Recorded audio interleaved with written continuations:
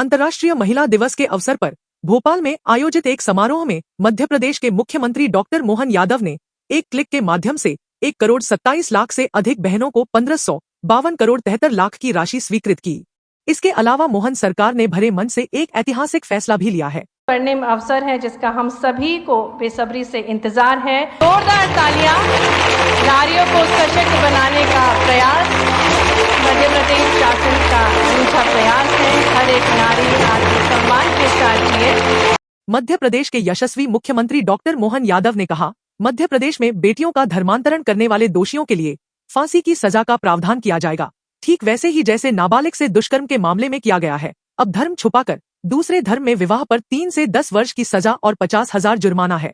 ऐसा हुआ तो जबरन धर्मांतरण और लव जिहाद में फांसी का प्रावधान करने वाला मध्य प्रदेश पहला राज्य होगा। आज के इस अवसर पर यह भी बताना चाहूंगा कि मासूम बेटियों के साथ दुराचार करने वाले मामले में सरकार बहुत कठोर है। इसलिए इस संबंध में जो फांसी का प्रावधान किया गया है, ये जोर जबरदस्ती से बहला फुसला करके जो दुराचार करेगा, हमारी सरकार उसको छोड़ने वाली नहीं है। किसी हालत में ऐसे लोगों को जीवन जीने का अधिकार नहीं देना चाहते हैं। साथ ही साथ अपने में से खास करके धार्मिक स्वतंत्रता अधिनियम के माध्यम से जो धर्मांतरण कराएंगे, उनके लिए भी इस फांसी का प्रबंधन हमारी सरकार के द्वारा किया जा रहा है कि किसी हालत में ना तो धर्मांतरण ना दुराचरण, किसी भी प्रकार की व्यवस्थाओं के खिलाफ सरकार ने संकल्प लिया है कि हम अपने समाज के अंदर ये कुरीतियों को, गलत बातों को बढ़ावा देने से निश्चित रूप से कठोरता के साथ पेश आएंगे।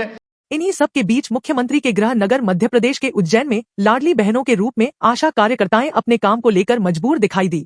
आशा कार्यकर्ताओं ने भारतीय मजदूर संघ के बैनर तले अपनी बात रखते हुए कहा कि सरकार को हमारी और भी ध्यान देना चाहिए। लगातार 24 घंटे ही कार्य करने के बाद हम अपने घर की ओर भी ध्यान नहीं दे पा रहे हैं, जबकि मानदेय बढ़ाने का भी आश्वासन दिया गया था, पर अभी तक हमारी कोई सुनवाई नहीं हो पा रही है। अंतर्राष्ट्रीय महिला दिवस के अवसर पर सभी कार्यकर्ताओं ने एकत्र होकर भजन कीर्तन किए और मुख्यमंत्री डॉक्टर मोहन यादव को अपना भाई मानते हुए अपनी समस्या उन तक पहुँचाने की गुहार लगाई है।